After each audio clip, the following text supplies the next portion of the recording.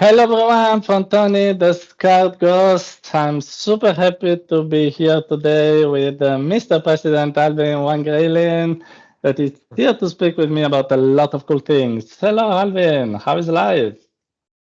Tony, good to chat again. It's been a while, and I look forward to meeting in person soon. I hope that's going to happen in a few months, in some events in the industry. And, I want to start this interview actually with something a bit personal in a way. I mean, it's a few months we don't speak, and some things has changed in your life, like your role in HTC, also the country we're in. How is life? How things are going, and these lots of changes you're having? Oh no, it's I moved back from China to the U.S. last November, so it's been a quarter. I think I'm fairly adjusted to the U.S. lifestyle. I miss my team and my friends in China, but it's always good to have new changes and progress and make new friends. So I think it's all good. And now the book is out. It's nice to be able to get that message out and hopefully deliver some good. That's good. And since I like to ask this question, let me do it immediately. Can you tell us if HTC is working on something new? You can wink if it is yes, since you can speak. Well, I mean, the good thing to know is that we are always working on something new, and it's going to be something innovative, and that's kind of been the tradition of HTC. So I don't think it's anything that it should be a secret, but the timing, and specs and all those things are things that I cannot talk about. So as you know. Okay, okay. So it's a wink, but with a with a good way of saying that. So, but I see an interesting background behind you today. So also a cool T-shirt about our next reality, which is the book you just wrote with Louis Rosenberg. And I'm very curious, what is this book and why have you decided to write it? Because there is already a lot of books about XR. So Yeah. I think that the problem is that there is a lot of books about XR, there's a lot of books about AI, and usually all the books out there are giving a particular position, one position of one author, whether it's, super positive or it's super doomer. And the reality of the world is never the extremes. And so this is why I wrote it as a joint collaboration with Lewis, because we really wanted to make sure that we get both sides of the story out to the readers, and that way they can make up their own minds. And also, we wanted to get out the story of the connection between AI and XR. Usually, these two industries are fairly disparate, and they have their own kind of thought leaders and technologists and companies. But more and more so, these two will start to merge, and they will be increasingly important as they complement each other when they mature in the coming years. And I think that's something that we wanted to highlight, and we wanted to allow the world to take action, because in the next 5 or 10 years, 5 to 10 years, the actions that we take as a society is going to affect the long-term future of humanity for thousands of years, because we are in this inflection point, and most people don't see that yet. So we want to create a added clarity for understanding the impetus for taking action, because of how important that action is. So that's what prompted the discussion, and it feels very good to actually have it in my hand. So I got some samples from the publisher, and even though the digital and the audio version just released this week, to be able to feel it in your hands, there's visceral joy in seeing the fruition of a lot of work.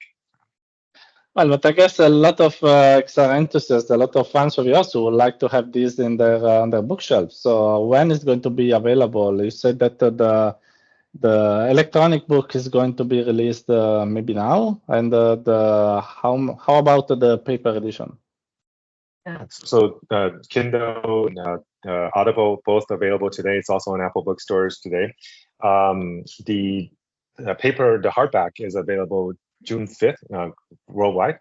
So yeah, it's it's coming. I think the publishing industry is it's a little bit slow moving compared to technology industry. So we're not used to these time frames. But a lot of the book, most of the book was actually already done probably nine months ago. So it's taken a long time for it to actually get out, and it's been a little bit excruciating to wait. But I'm glad that it's out, and I'm glad that we have friends like you to help get this message out, and it's an important message. Yeah, it's a very cool book. I mean, I can tell you that I can tell everyone that I read part of it. Let's say I had some previews of the book. I'm still waiting to get the full edition because I want to read it all. Yeah, you were actually one of the first to get the early draft. So you are a one of the lucky few that saw it when it was not very polished. But it was already cool, and I loved that was as you said, the analysis of AI and XR, and I also loved the different points of view that you and Luis, by the way, he's another super great mind of our ecosystem, had about the different topics. But in the end, I mean, people like to simplify, but AI and XR together for our future, is it something good or something bad? Because there are both sides, I see from your book. Yeah, I mean, I think that is actually one of the key takeaways is that there's always a nuance in terms of how this technology affects our society. Every technology is a double-edged sword, and in fact, in the book, I think it's not a sword may not actually be the right analogy. It's probably closer to the yin yang symbol because inside the darkest dark, there's light, and inside the lightest light, there's dark because we will never get to these extremes. And our hope is that people who read this and people who are in positions of policymaking or influence or management of companies, they will see the points there and the actions being suggested. Because we are not only are we describing what's happening, we will describe what we think will be happening soon, and what we can do to approach closer to that positive scenario. Because we describe both the positive and the negative scenarios of the next 10 to 20 years. And a little bit of history of the back, but I think there's plenty of authors that have really, given good analysis of what's happened. I think what's more important is what will happen, and how do we end up with the positive outcome that's described in the book. Yeah, and I see a lot of talking about the good sides. I see a lot of use cases. I mean, we are in the XR industry since the ages, you even before me, and we know how it can be useful if you mix it with AI. If you obtain an explosive mix. But in your opinion, if you had to take, I don't know, like the 3 coolest use cases of these technologies, where they are the strongest, what will they be, and why? Yeah, I mean I think the people talk about, like yesterday I was doing a podcast and there was like, what's the killer app? And really what we need to think about is that we are now heading into the next evolution of computing. And, where we are going from a 2D based computing to a 3D based computing. So, and right now, if we see whether you're computing your phone, you're computing your PC, it's impacting all aspects of your life. It will make communication better. It will make entertainment better, and it will make education better. And it really is now embedded into all parts of our life. I think very soon we will have glasses that are a little bit even smaller than what I have here, that we will be wearing all day. And when we wear it all day, it makes us smarter. And as humans, the only advantage we have in this planet compared to other animals is that we are, at least to our own evaluation, smarter than other animals. And that's allowed us to become the apex species. These new technologies will give everybody the superpower to be ultra intelligent. And it's what we do with that intelligence. It also allows us to transport both our physical perceptions to a new place, as well as augment our current positions or physical locations with virtual objects. And that's actually, again, can be used in all aspects of our lives. In fact, if you look at and go back in technology, all the things that we've done, all these other devices, it actually replicates things that we've always done. We've always even when we were in a campfire back in the Stone Ages, we talk to each other, we communicate, right? We entertain, we dance, we sing, and we learn because we tell each other, oh, don't go there. There's a lion over there. So we're just taking that to the next step. I actually don't like it when people say, "What's the killer app?" Because I don't think there is a single killer app. There is essentially it's a evolution of the way that we live our lives, and it will just be part of everything we do. And just like today, when you go outside, you always have your phone with you because that's your lifeline to the rest of the world. In the not too distant future, we will always have glasses on, and maybe later we'll have chips in our head. But in the next probably couple of decades, it'll probably be a glasses form factor that will be our primary interface to the world and to each other and to information. That's very fascinating vision. If I had to choose a use case that you mentioned, for instance, and which I know also you are pretty bullish, is education, because I see AI and XR amazing. I mean, you always advocated about VR democratizing education, for instance, and I think that it's something that fascinates me about AI is that it can personalize education, because there are people, for instance, that are more visual, other that want more information, other that are slower, other faster, and so on. Can you tell us something about this? Because I think it's a very cool use case. Yeah, I mean, and there's a whole chapter just on education in the book, and it's something that I'm personally passionate about. I studied this and wrote papers about it 33 years ago, so Wow. I've seen the potential of it, and it's gratifying to see that we're actually now getting close to having that. And as you know, with education, the best education is when you have one-to-one tutoring, when you have somebody who knows and they just step by step teaches you as an individual at your own pace, and using the methods that work for you. And that's what we're getting to is if we get into a AI powered glasses that has immersive capabilities, we essentially have a one-to-one tutor that is all knowing, highly patient, and is able to measure, let's say your brain waves, your eye tracking, your various biometrics to know whether you're paying attention, whether you are actually absorbing, whether you're confused, and be able to adjust the content based on your needs. And there's been tons of studies that show when you have one-to-one versus one-to-many in a larger class, it's 2 standard deviations of difference in terms of how much you learn, how much better you perform. If you take into all the various studies in terms of immersive education versus Blackboard education, again, you're seeing multiple standards of deviations. If you put the two together, then essentially we are able to unleash the mental maximum capabilities within all of our kids. In fact, I think not just kids, but adults can learn the same way. We probably our neurons are a little bit more fixed than the younger generations, but I'm an advocate for lifelong learning. So I actually think that this type of a tool can be a maximum learning instrument for all ages. Now, to that end, it could also be misused as a maximum instrument for influence and manipulation if it's in the wrong hands, right? So this is kind of the juxtaposition that we talk about in the book, where there's the good and the bad of every aspect of it, whether from the ability to advertise, to the ability to use to educate, to the ability to bring happiness, to create art, and what about how does this then take away the artist's ability to earn income? I mean, we discuss all of the kind of pressing issues that is out there, and then we later on in the book we go into things that are a little higher level, things like how they affects the economy midterm and long term.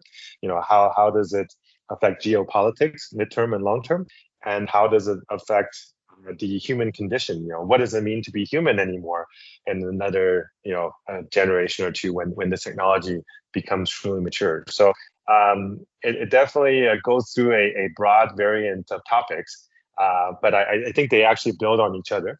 And we've designed it a way where you can jump to any chapter and it's relatively independent.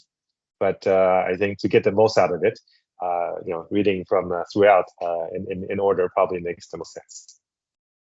Makes sense. And when you talk about the good and the bad sides of education, I mean, Lewis, that is said an author that I personally love, mentions a lot of time about the risks of manipulation. He always was, all of us since months, almost on LinkedIn, about these risks.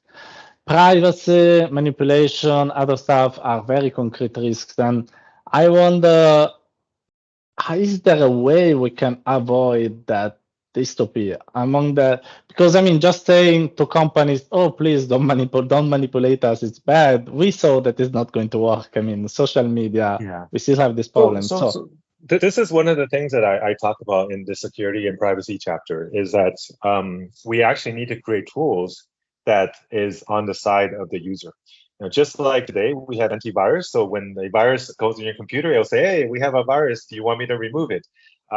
As a human, there's no way for us to see that virus entering your computer. So if you rely on human capabilities, you're going to be attacked and subverted. So it's important that we use the technology to help us.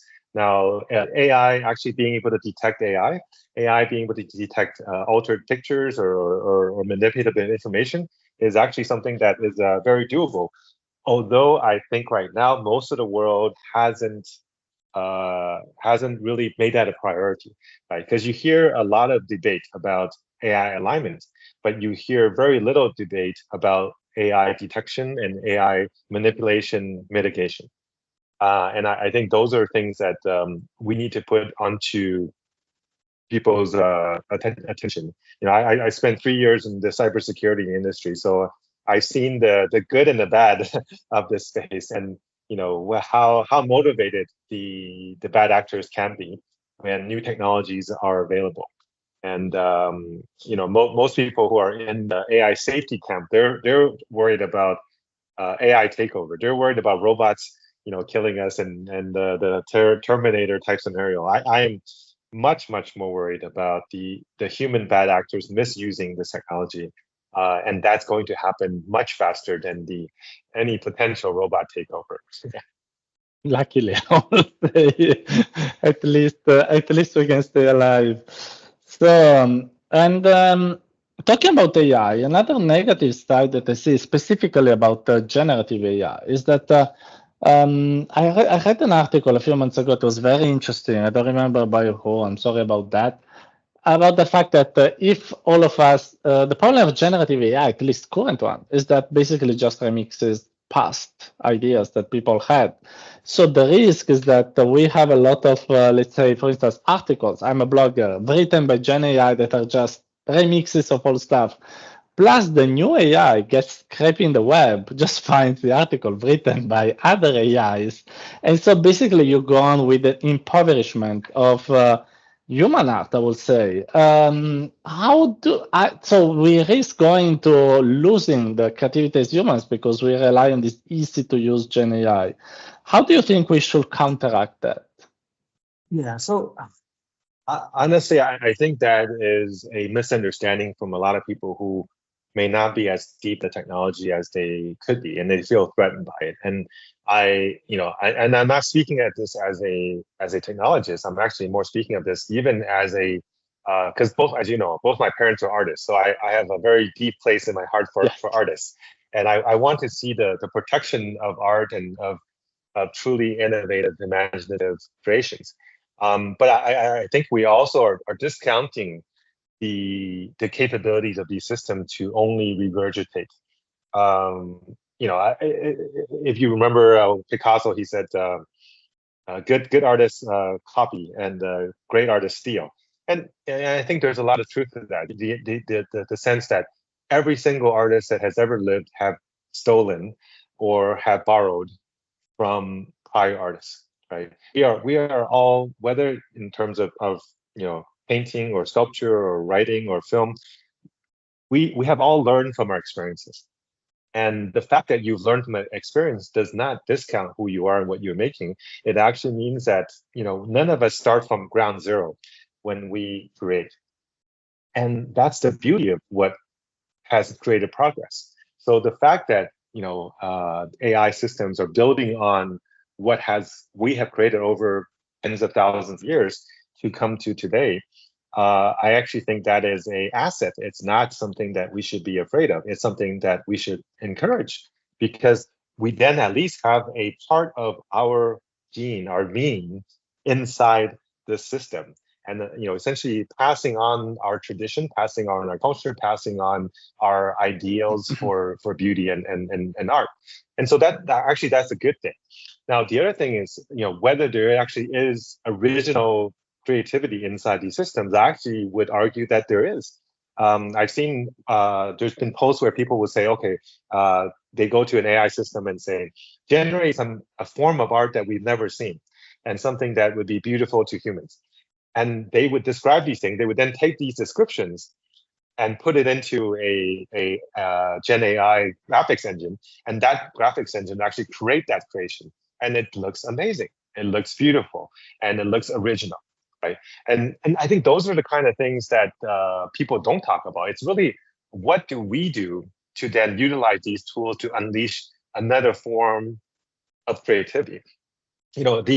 The medium that we work in has always limited the artist to what's possible in that medium. When we were in caves and painting with like plant ink or plant juices, there was only a few colors, and you can only work in 2D. And then we started to have some tools where we can carve rocks. We started to have 3D. When we started to have brushes and paint, we started to have different types of art. So as we developed more types of art, as we started in filming, we started to have motion. As we started to create 3D models, we started to have different types of art, and then we have interactivity. So as medium progresses, the art progresses, right? It doesn't mean that all this stuff in the past goes away.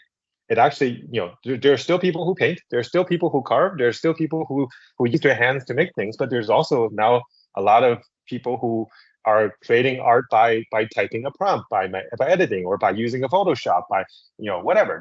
These are all just different forms of art, and they're just forms for us to express our ideas, and they all provide value to the viewer, right? And that's really the reason for doing art, is to express your ideas. And if these tools allow the artist to go in and express their ideas in a new form, something that appeals to a greater audience, or something that maybe you have some great ideas, but you've never had formal training and you didn't spend 20 years in art school, you can still create beautiful things, and that idea is what's important. So, because my dad's an artist, and he always told me that the key is to bring beauty to the world. That is the job of the artist, bring beauty to the world. And so if this tool allows more people to bring more beautiful things to the world, I think it's a great thing. I don't think it's something that we should be harping against and restricting. Right now there may be 5% of this or whatever people are artists, and and they already are having a tough time surviving, because art, the value of art and being paid in art, the idea of a starving artist is a real thing. Most artists don't make money. Most actors don't make money. They're being maybe a waiter or waitress on the side to survive. If AI becomes our patron, makes our productivity so good that we can all have some type of a universal support, we can all be artists. We could have 95% the artists in some way, right? And, maybe to one person, art is making a movie. To another person, art is making a video game. To another person, art is making poetry. But we all have our passions, and I think that this new technology allows us to free up more time and energy to pursue those passions, instead of going and making PowerPoints or Excel files, or analyzing legal documents. I don't think too many people get really excited about the mundane work that they do. But if AI allows us to be liberated to spend more time doing the beautiful things that we are passionate about, I think it's a great thing. Yeah, that's a very inspiring vision. I also think that, also in the same post that I was mentioning before, they were mentioning the fact that there may also be, like now, we are in the age of industrial production, but we value more things made by hand, by artisans. So maybe there will be this dichotomy again. People will value in a different way the human-made art than AI art. What do you think about this? Sure. But I mean, if you look at, around your house, how much of your furniture is human made versus machine made? How much of your clothes is human made versus machine made? How much of your electronics are human made versus machine made? And then the reality is that a very small percentage of what we use today on a daily basis are made by artisans, right? But you are willing to pay more for it. So for the people who want to do that and they have a passion for it, there's going to be a market. I'm actually not that concerned about it. I think people who love it, they will perpetuate that art and they will pass it down to future generations. But the fact that you can, have a product that maybe used to only be available to kings and queens, now anybody can have it. That brings value to the greater society. And I think progress and technology and advancement and innovation, all these things just leads us to a better quality of life longer term. So it is a positive, I think, influence. Now, there will be interim issues in the sense of there may be until we adjust to that better abundant society, we will have an interim period where the world has not yet adjusted. The people who were artists may not have a job or may not have a way to pay their rent or to pay for their food. I think that's the concern that I want to raise, to say, hey, as policymakers, as governments, we need to see this coming. We need to see that there will be, 30, 40, 50% of the population that will be displaced by these technologies. Whether you're a accountant or a lawyer or a programmer or an artist, all of these type of jobs will be very quickly, all of them. But a lot of the roles in these industries will be done better, faster, and maybe more accurately with machines doing it, and maybe supervised by a senior human, right? So I think that's part of the problem that I want to highlight. Now there is people who say, hey, no, wow, if you only have the senior people running these AIs, how are you going to have the apprenticeship concept and bring in the next generation of artists? And I think there definitely is a valid concern. And so we need to make sure that at least these arts and these concepts don't die. The people who are doing these craftsmanships, that there are actually a lot less craftsmen in some of these areas than there ever was, because it's harder to get people to go and spend 20 years learning how to carve a piece of wood when they can make more money as a influencer. Right? The people just don't have the patience that they used to. But I think that the fact that you can allow more people to long term, you allow more people to enter the art field, you actually maybe have a net positive in terms of artisans than you have today. But maybe not necessarily using it as a way to create income, because I think long term, and there's a whole chapter on kind of the post-labor society, more abundant society type concept. Long term, I think the need to work for your income will go away, and I think when that happens, there will be a flourishing of rather than a diminishing of. But you mentioned this abundant society. It's a concept I heard a lot of time from you in your speeches, and I also from other, let's say, people in the industry. Can you explain to people exactly what it does mean? And so how do you envision also society in like 20 years from now? Yeah. So if you look at over the last 200 years or so, there's the amount of hours that we are working per person per year has dropped down from about 3,000 hours per week, or 3,000 hours per year, sorry, to somewhere at the most industrialized, the most advanced nations are probably 1,000 to 1,200 hours per week.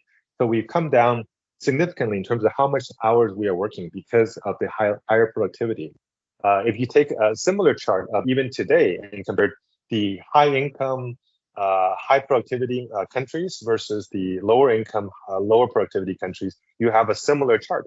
So what this shows us is, as productivity increases, labor kind of reduces. We start to prioritize more time on our life, on our family, on culture, on travel, and I think that's a net positive, right? So now if we say technology continues to increase our productivity, mechanical farming and industry and so forth have gradually increased our productivity. This is why some of the more modern or industrialized markets have higher income, right? Because they're using machines to help them.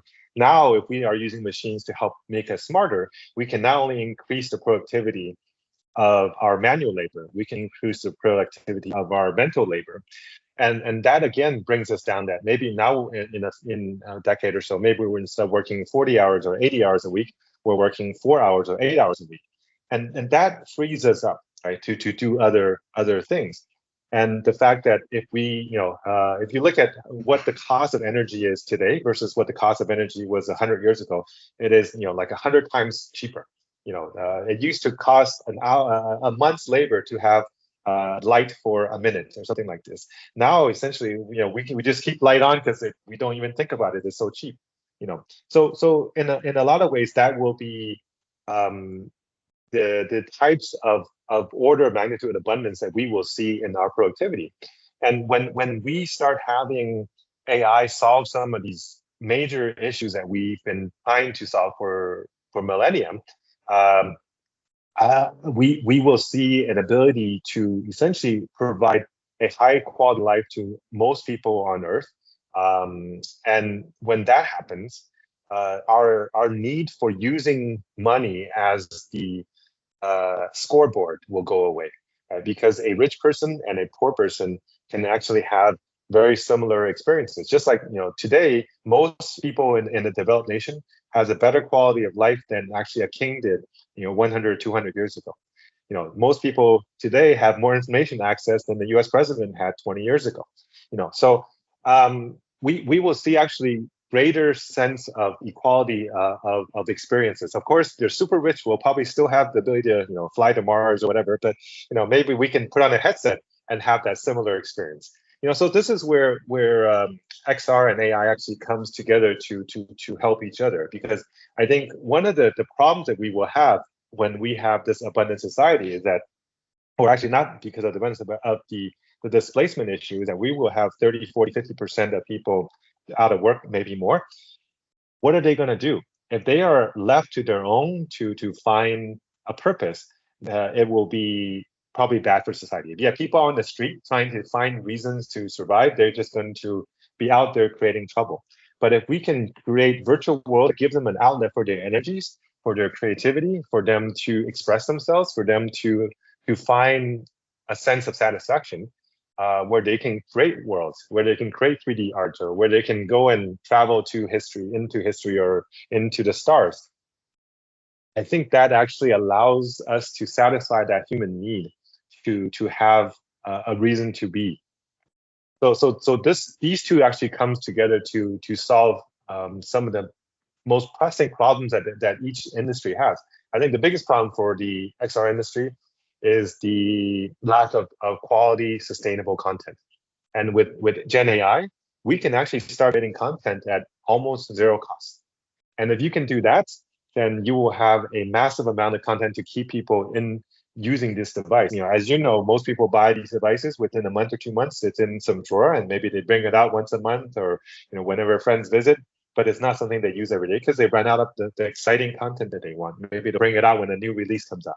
But we want something where, just like our phone, just like our laptop, we're using it every day. We're using it to solve our daily problems. And when you have enough content that allows you to never run out of things to do, it becomes embedded into your life, right? I think that is when XR becomes truly transformative in our lives.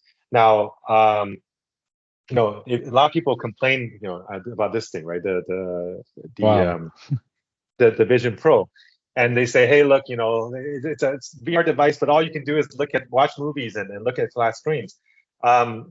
I actually, when I first came out, that was kind of my take, is like, why did they, when they announced it, there was no AR, there's no VR AR apps. There was very few, right? I mean, the whole concept, even when it released, there was very few real immersive apps. And I was like, why did they do that? Why did such a smart company as Apple not do this? And the more I thought about it, the more I actually think that what they're doing makes a lot of sense. So there's a saying, I don't know if you know Marshall McLuhan. He's kind of a philosopher, media pundit guy from a few decades ago, but he said something that was very important. He said, the medium of the next century is, or the content of the next medium is the last medium. And so the last medium to us is 2D content, 2D videos, 2D apps, whatever, right? And we spent 30, 40, 50 years building this library of content. The fact that you can immediately take that content and put it into this 3D space, it now makes this a virtual workspace that you don't run out of content. Now, once you have something on your head and you're starting to make that part of your daily process, then these new 3D content will naturally come. So I can see the logic in the approach which they're taking with Apple. Although I still wish they would put more effort in terms of supporting the XR developers and XR industry and supporting controllers and porting more of the content library to these thousands of apps over. But I can also see that from a broader perspective. If you want to service a billion people, not everybody needs to have immersive apps right away. So anyways, but I think that's something that I don't hear people talk about, but I think it's an important point that, it's not necessarily a deficit that they're promoting 2D experiences and content in the 3D space. I think it's probably part of a longer term strategy. Yeah, I totally agree about that. I want to get back to the topic about the new society for a moment, because I want to close the futuristic talk about the humans, so what we all are. And I'm thinking there was some people talking to me, and we as humans evolved in various stages, Homo habilis, blah, blah, blah, Homo sapiens, etc., etc. We took a lot of time to get there, to get to the sapiens that we are now. And it's like now we are getting to what some people call like the Homo technologicus. So it's like we are merging ourselves with technology without evolving as flesh, but really adding these add-ons like AI that can be connected to our brains, brain-computer interfaces, the screens, etc. How do you see this evolution, let's say, mixed hybrid evolution of humans over time? Yeah, I mean, people talk about this like it's something in the future. The reality is that we are almost anyone with a phone is almost a cyborg. Right, in the sense of you have this device that feels like part of your body. If you don't hold it in your hand when you go outside or in your pocket, you feel naked. You feel something's missing. Right, it's part of your body, and it is something that allows us to have that connection to the world. We use it for messaging. We use it for reading, for web, for work. We use it to do payments. Right, so if we don't have this, we can't. In a lot of ways, we cannot survive. And for me, like it controls what I do because I look at it, the calendar says, "Oh, you have a meeting with Tony. Oh, I gotta go." So it actually not only am I using it as a tool, it's also something that controls me in some way. Right? I think we will start to go more and more in that way where later if we have things like this, like glasses that are on our heads that have intelligence, it will be even more controlling than this because it will be able to tell us in real time. Here with the screen, I have to take it out of my pocket. I may know that, okay, I have a notification, but if I don't take it out, I actually don't know it's there.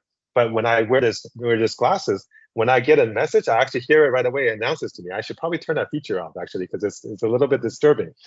But I can see it where, because it has a camera, because it has microphones, I can see it where it can, in the not too distant future, become my personal intelligent assistant.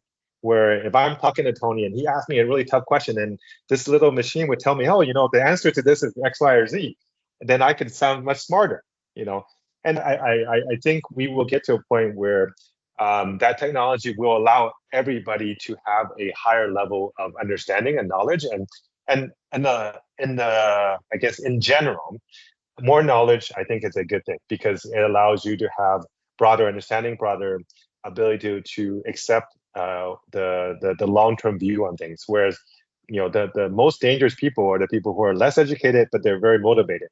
But if you are more educated, then you start seeing, oh, I can see why they did this thing. and I can understand the perspectives, and so I will forgive them for their mistake or whatever, right? So I really would like to see the day when most people have these devices, not because I think that we will merge with machine, but I think it would actually elevate us as a human biological machine. Our minds, our bodies have not really changed for over 100,000 years, right? Our brains is actually 10% smaller than the brains of the ancient humans, which is kind of funny, right? So the fact that we've actually um, not changed, we need some kind of new if we want to advance as a species, we actually need to use these additional technologies to augment our capabilities. In fact, if you look at our ability to see, we have a very small portion of the spectrum, like 0.01% of the spectrum that we can actually see. But if we put on glasses that has different kind of cameras that can see ultraviolet or can see X-ray, we can maybe have even greater perceptions. So it can make all of us have powers that can only be thought of as superpowers. So I actually am looking forward to that. Now, there are people who say, oh, but this could be very dystopian. What if you have an AI in the background that is controlling you by telling you things and making you essentially a zombie being controlled by AI? I think that actually could also be a scenario in the sense of if the AI is actually working for some third party, we can easily be manipulated by this AI because it will know so much about our history. It will know about what things we care about, what things pushes our buttons, what things visually it may even display in the form of a avatar in a way that we feel attracted to or we feel we trust in, and to use that avatar to control us. So I think this is where regulation comes in. This is where policy making comes in. That there needs to be policy making. Just like today, we have laws that say, hey, my data, I have an ability to see it, I have ability to delete it, I have ability for you to stop you from tracking me on websites, to stop you from recording me, in different places without notification, right? I think we will need that kind of consumer protection for AI. Because otherwise you will have people like Facebook who say, oh, I get paid to advertise, I'm going to use this to influence you to buy something, to click on something, and that's how I make money. And not that they're evil, it's just that's their business model, and people will maximize their business model. So we have the smartest minds in the world trying to figure out how to get somebody to click more or to stay another 1 minute to watching something, and that's not really, I think, the best use of the talent that we have today. I would much rather we have these people working on genetic therapies, or how do we go to Mars and other things like that. So but if we can manage it in a way where AI is working for the benefit of the user, of the consumer, then I'm actually less worried about a bit of a merging with technology. Now, I do have a lot of concerns about the whole BCI thing, because I know that people talk about saying, oh, BCI is going to come, we're going to have this high bandwidth connection to AI, and that's how we're going to transcend being a billion times less intelligent than machines. I think that's an illusion. It's a myth, in the sense of we will our machine our meat brains just are not able to process things at the speed of light, and are not able to process things at the capacity and remember the things that the machines can. And for us to say that we will be just good as them once we have these BCI systems, I think that's just wishful thinking. The speed of communication on a nerve cell is something like 100 meters per second. It's actually quite slow compared to the speed of light, which is 100 million meters per second, right? So I think we should accept that in the longer run, these machines will be more intelligent than us. They will probably start to see us more as maybe say pets, maybe as I would like them to see us as young children, or maybe elderly adults who are already past their prime, and that they are more intelligent and more capable, but they will still care for us, right? That's what I would like to have that relationship. And I discussed that in the book a little bit, that if we treat them well and we put that into kind of and we show them that that's the way to treat each other, just like in Asian culture, people have a lot of respect for their ancestors. They have they bring their elderly to live with them at home and take care of them, whereas in the Western society it feels like a lot of the elderly are kind of left on their own.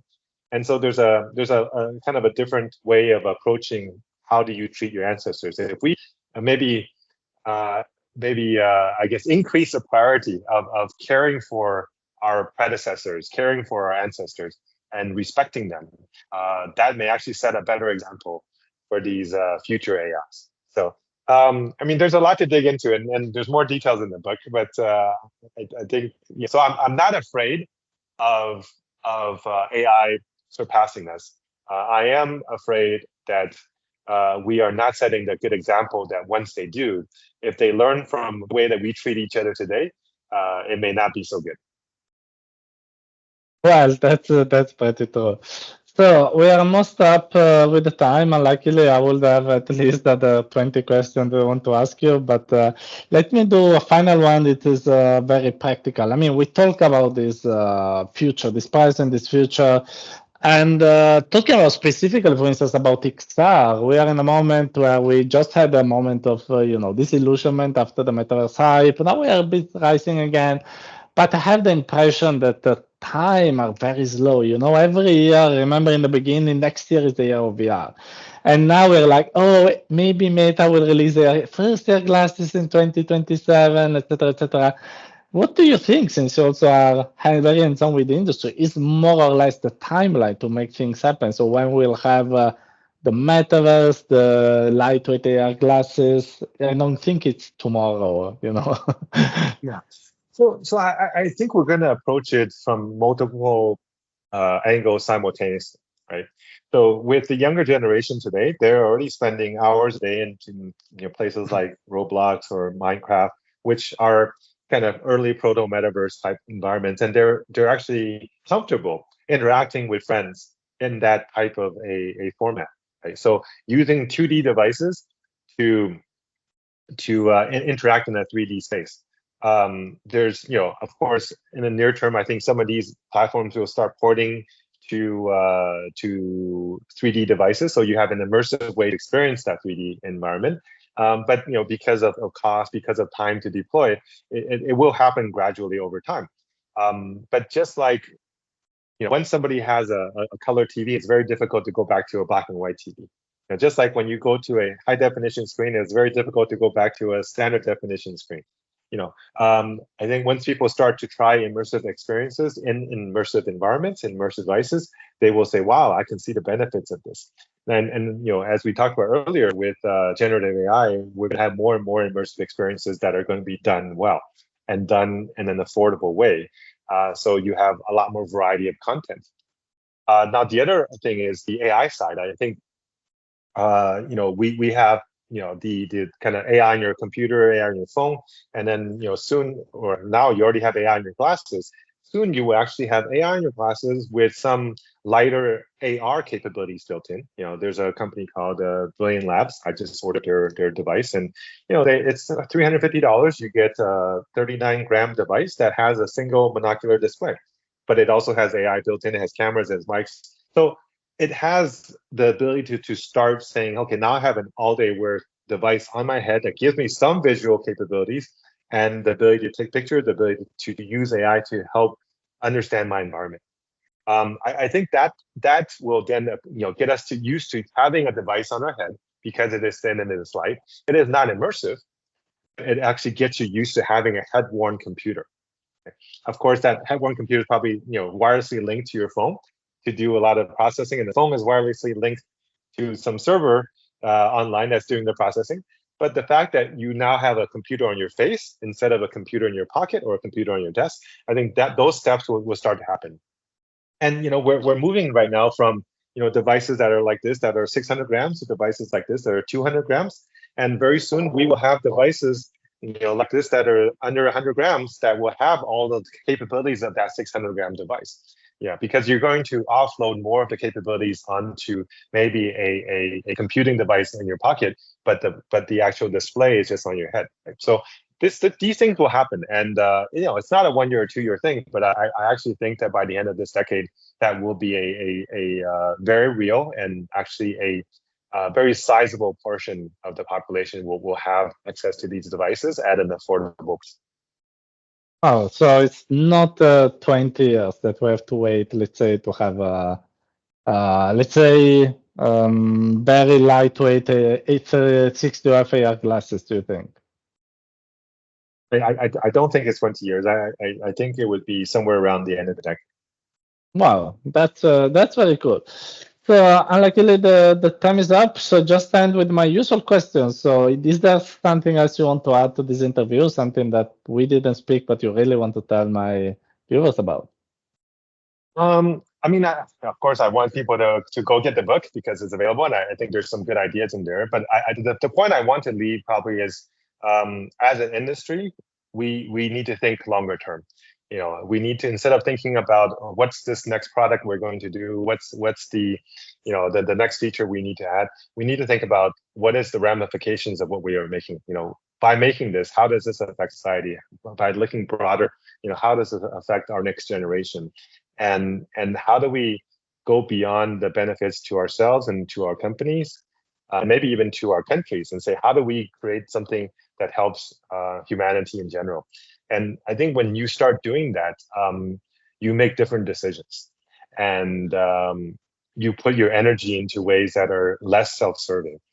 And I know it sounds very impractical today, but what we will find is that the benefits of increased productivity from AI will come faster than anybody expects, and our transition to being, we've grown up in a scarcity focused society. So we the things that we think are normal in 10, 20 years will no longer be the restrictions that we live in today. So think more about how your children's generation will grow up, and how would you like their values to be? And if you have a chance to get them to take more, psychology, philosophy, ethics, communication, those type of skills are going to increasingly be more important than the basic STEM skills that most parents are pushing their children to learn. As corporate leaders, think more about how do you care for your employees in a way where they're, I guess, there's a smooth transition as you start to implement these new technologies that will make them more productive. Just because they're more productive does not mean you should pay them less. Does that mean you should fire half of them? Maybe you give them more time to work at home. Maybe you say, just meet these objectives, rather than saying, okay, now my developers are twice as productive, I can fire half my developers. Maybe you say, hey, spend half your time doing something fun that you weren't going to do, but maybe that fun thing still works for the company, right? So there's probably different ways for us to look at how we maintain stability in society as this transition comes, and it will come much faster than prior industrial revolutions, which took 8 decades and 6 decades and 4 decades for the prior 3 industrial revolutions. This current one with AI coming will happen within 1 decade. And society is not structured to be able to handle changes of that magnitude in that time frame. So we should all play our role to see how we can ensure a relatively smooth transition. And with these very inspiring words, I really thank you for taking the time to speak with us, Alvin, and invite every one of you to go buy in Our Next Reality book. So thank you for your inspiring words. Oh, thanks for inviting me. It's always a pleasure to chat with you, and thank you for all you do for the industry, and for your amazing writing that you put out every week to keep us all informed. Thank you.